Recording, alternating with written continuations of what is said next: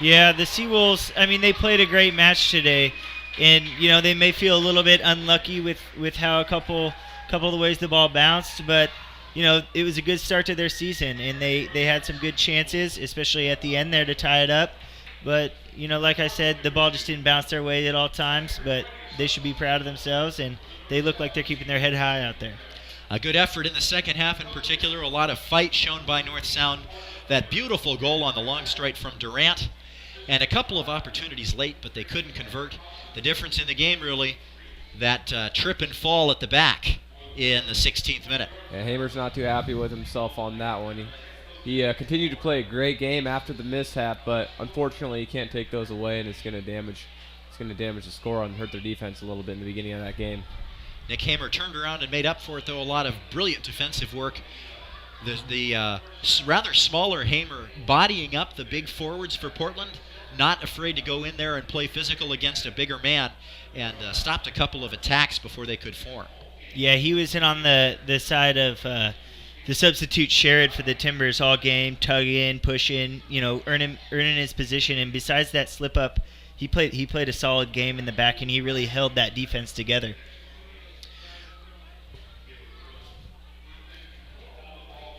For Portland, it's worth noting that in the last season, in the two matches between North Sound and Portland, the Seawolves were outscored by an aggregate score of 7-2. 4-1 and 3-1, the two final scores. To only give up the 2 goals today, and to have so one of them on the unlucky fall by Hamer, the other an unmarked man in the box. Those things are going to happen. But really, one good goal and one rather lucky one. A good defensive effort overall from the Seawolves, I think. Yeah, the Seawolves, a new team, like we mentioned, just a week together so far. They're still trying to find those right combinations, who works well together on what side of the field, and how they really want to work with this formation, make sure they're attacking at the right time and not getting caught in transition against a talented Portland team. Well, fans, will take this opportunity to remind you that North Sound Seawolves Soccer is sponsored, as always, by Brian Ford, located at 5200 Evergreen Way in Everett. Brian Ford offers the best deal on every car every day. Their non-commissioned sales staff is committed to providing you with a buying experience that can't be matched, backed by a 72-hour return policy. Brian Ford, easy, clear, one low price. Visit them online at brianford.com. We'll be joined here in a few minutes by Seawolves head coach Ed Moore, and also it looks like they're going to bring the goal scorer up, David Durant, to have a chat with us. We'll take the chance while we're waiting for those guys to come up here to tell you that North Sound Seawolves Soccer is presented by My Neighborhood News Network, South Snohomish County's online gathering place. Visit My Edmonds News, MLT News, and LinwoodToday.com for news, sports, and events about your community. See what your neighbors are talking about. The My Neighborhood News Network, and Waterfront Coffee, conveniently located at 101 Main Street next to the Edmonds Ferry Terminal and Brackett's Landing Beach. Waterfront Coffee Company features Italian-style coffee and pastries, local organic lunch items including panini, soup, and pierogi, plus everyone's favorite Snoqualmie ice cream. Visit them online at waterfrontcoffeeco.com. The North Sound Seawolves lose this one by a score of 2-1. An unlucky goal maybe in the first half. An opportunity gone missing in the second. It was close to a draw or even a victory for the Seawolves. Yeah, I'd say so. I mean, they played a good match, and it just didn't go their way. I would expect them to just take this as a positive point and go out and have a solid season. Well, we're pleased to have the opportunity to be joined now by the North Sound goal scorer, David Durant. Welcome to the broadcast. A brilliant strike from you in the 69th minute. Thank you. You played as a youth player with the Nottingham Forest Club, is that correct? That's correct, yeah. What's it like to come here and play in the United States? It's a different style, but yeah, Americans are big, strong, physical. Yeah, enjoying it. You had a couple of opportunities on the wing. You had a nice cross in the waiting moments there. Do you feel like you were close to getting the equalizer? Yeah, I thought it was a good, spirited effort in the second half by the boys. Unlucky to get the point. What do you need to do next time you go back and you play this Portland team again in about a week and a half? What do you need to change against them, do you think? If we just cut out the mistakes in the first half, I think we could have got the win today. It was a beautiful goal from you in the 69th. We appreciate you coming up here. Best of luck the rest of the way. Thank you very much. Thank you. Welcome to North Sound. David Durant, the goal scorer, and we're now pleased to be joined by head coach Ed Moore. Coach, thanks for coming up. Tough loss today. Yeah, appreciate you having me on.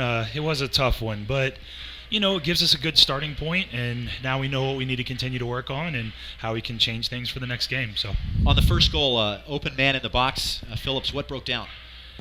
Honestly, I think really both goals, we talked about it at halftime, I really think that both goals came not so much from them playing through us, but from bad turnovers and bad spots. So it's more what we did. But those are things we can fix. I mean, those things aren't going to be typical. So those are things we can address and kind of move forward. So a couple breakdowns, a couple goals. One of them pretty unlucky with Hamer tripping and falling. But you get the goal in the 69th. You had a couple of opportunities to equalize. This is a Portland team, coach, that outscored you 7-2 last year. A big improvement for your side, I think. Yeah, I think so. And it as good as the boys played today, you could tell the first 15, 20 minutes were a little bit nervous, a little bit hesitant. I think that contributed to Nick having an unfortunate giveaway there. But honestly, I thought the boys regrouped, and I thought they battled. Obviously, we get a late goal, and we pushed, and we probably could have had another one. So I thought they did well to respond and not fold. They showed a little bit of their character out there, so that's something we could definitely build on and move forward on. A couple different forward looks from you today. Griffin, for the first two-thirds or so of the match, a big body, not all that tall, had a little trouble turning. Yep. You bring on the big guy, Durant, who almost immediately scores on the long strike. What do you see in Durant? What do you think he can bring your club going forward? Yeah, that's the beauty of having some of these different personnel, right? We want to give these guys, our opponents, different looks. So at first, like you said, Brax is a big, wide body. He likes the ball. He loves that physical, back to goal. He wants to bring everyone into the game and then arrive in the box. David's a little bit different. He likes to face up. He'll shoot from anywhere. He's got that mindset that he can score anytime, anywhere. So I think it's going to be difficult for teams to deal with us because they'll see two different looks, and it allows us to kind of show them almost two different styles, so it's great. With the PDL substitution rules, 6 substitutes obviously per match, do you anticipate both of those guys getting an opportunity every day, every match? Yeah, it depends on some fitness. Sometimes, like today, we knew pretty much what the system was going to be out of the Timbers, so we tried to adapt. We went away from a little bit what we anticipated we were going to do, so we changed to kind of match them. So it all depends. It depends on which goal scorer gets hot. It depends on our opponent, what formation, what we think we can exploit. So, but it's just great as a coach to have two different weapons that can help us. You go down to Geldwin Field 2 weeks from today to take a crack back at this Portland team. What do you think you need to do differently to get a win down there? I think, honestly, it sounds crazy after a 2-1 loss, but more of the same. If we just sharpen up a little bit on our end of what we do, and now we have a good feeling for what they're about, I think we can have more of the same. I mean, I don't feel like we were pinned back from start to finish. We had our chances in the first half. Honestly, I thought we deserved one for a little bit.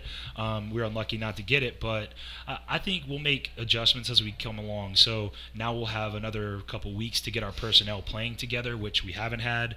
We get a little bit more time to get a little more fit because we kind of dropped off a little bit at times. So all of these things are going to be rectified as we get a little more time together, I think. Last question, Coach. When you go down to Portland, for their opening match, they had a crowd of about 3,500 down there. Have these guys played in front of crowds like that? How's that going to affect them? Yeah, obviously you go into a wonderful atmosphere like they have in Portland, and it's a special treat to kind of go down there and get in front of that type of crowd. But you got a lot of these guys coming from University of Washington. Those guys played an NCAA tournament game in front of a huge crowd. You've got guys that are used to playing, coming from big programs. The SU guys went down, played at UCLA in a packed house. Some of these teams have been playing UC Santa Barbara. They have a packed house. So a lot of these guys are coming familiar from the college side of things with that big-time atmosphere. So I hope we can rise to meet it. So, big games coming up in the next few weeks. Coach, best of luck going forward. Thanks for joining us. Thank you so much, and thanks for all your time. Ed Moore, head coach of the North Sound Seawolves, assistant coach at Seattle University during the winter. We appreciate you coming on the broadcast. Jake Laguchik, final thoughts from you on the result today? I thought the team played well. Like Coach said, a lot of the same might sound crazy, but they did play well. The mishaps, you're not going to see that out of Hamer this season. So he played a solid game back there, and I'm excited to watch this team in the future. Alex? Exactly what Jake's saying. Coach Ed Moore hit it right on the head there with his comment. More of the same. outside of that first 16 minutes, it's a 1-0 win for the Seawolves. They played well. I mean, some could even say they outplayed the Timbers team. Just those mistakes early, and that accounts for some of the unfamiliarity between the players. And I think they're gonna grow out of that, and they're gonna be very successful this season. A promising start, to say the least, for the Seawolves. Well, we'd like to thank our presenting sponsor, Brian Ford in Everett, and sponsor Waterfront Coffee Company next to the Edmonds Ferry Terminal in downtown. And now for cameraman, producer, and engineer extraordinaire Todd Elvig, for Teresa Whipple and Keith Neely behind the scenes, for Jake Laguchik and Alex Fredrickson in the booth with me, I'm Nathan Murphy saying so long from Edmonds Stadium. The final score today, the Portland Timbers 2, the North Sound Seawolves 1. You've been watching Seawolves Soccer on USNation.com.